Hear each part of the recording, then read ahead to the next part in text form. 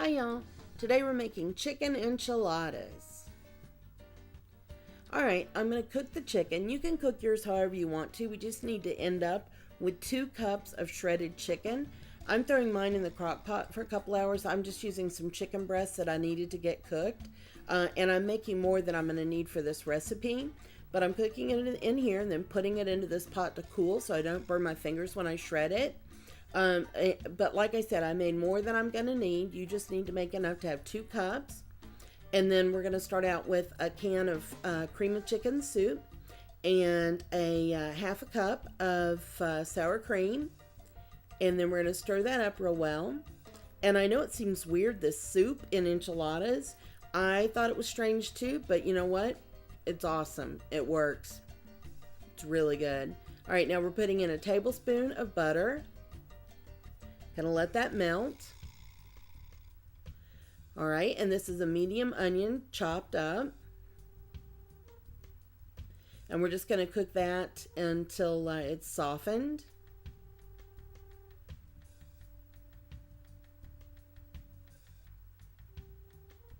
And we're gonna add in 1 teaspoon of chili powder.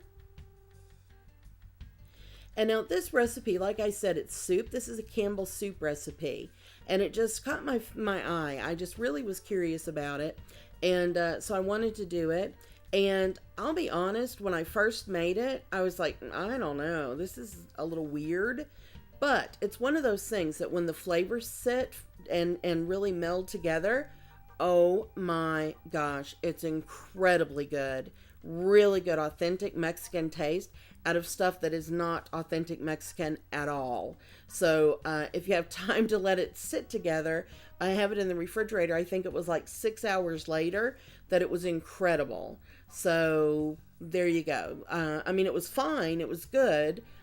Just when it was nice and hot and fresh. But later, it was one of those things that just blossoms. It was fantastic. All right, I've added the chicken here. And we're just going to stir that up well. Now, it calls for 4 ounces of green chilies. It's a little 4-ounce can. And I was not sure how much I wanted. I get worried about things being too spicy and hot. I don't want to ruin it so I can't eat it. Because I don't eat too spicy of things. So I just put in a couple of tablespoons. But you can put in up to the full 4-ounce can. I'll put in more next time because it wasn't very spicy. All right, now we're adding 2 tablespoons of the sour cream and soup mixture. Give this a little bit of moisture here. And then we'll stir that up and get that mixed really well.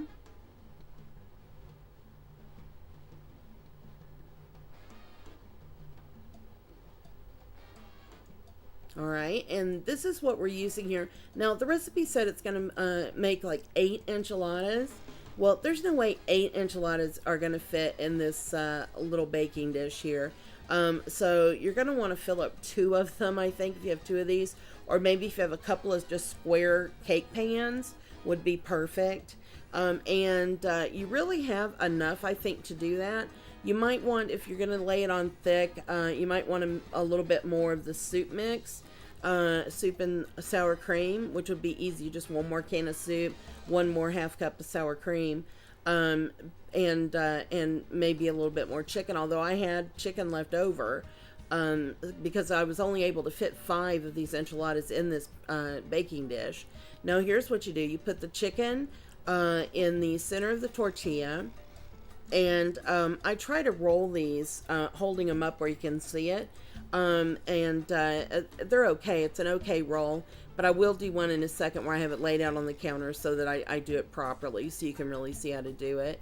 But you just put the chicken there and just kind of fold that over and roll it up, and then you put the roll side down, and we're putting that there in the pan where we've spread the soup and sour cream mixture. Now here's how you roll an enchilada properly. All right, we're going to put the chicken onion mix there and fold that over.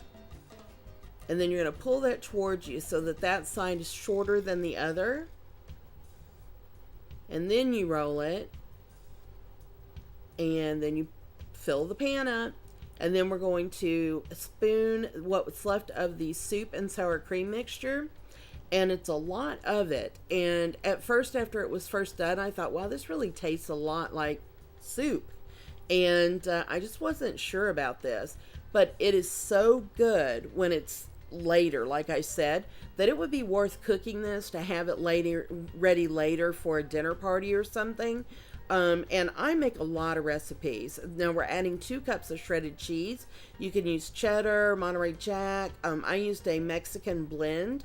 But I make a lot of recipes, seeing what works, what doesn't.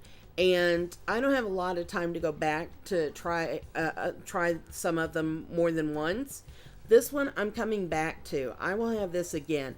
That is how good this is. It turns out great. Really, really good. And but like I said, I want it that second time around, not right out of the oven. Now here it is, right out of the oven. Looks beautiful, and I've put some green onion and a little bit of tomato on top for garnish. It's terrific right out of the oven. It's unforgettable a few hours later. Thanks for watching, and as always, you've been in the kitchen with Dinah.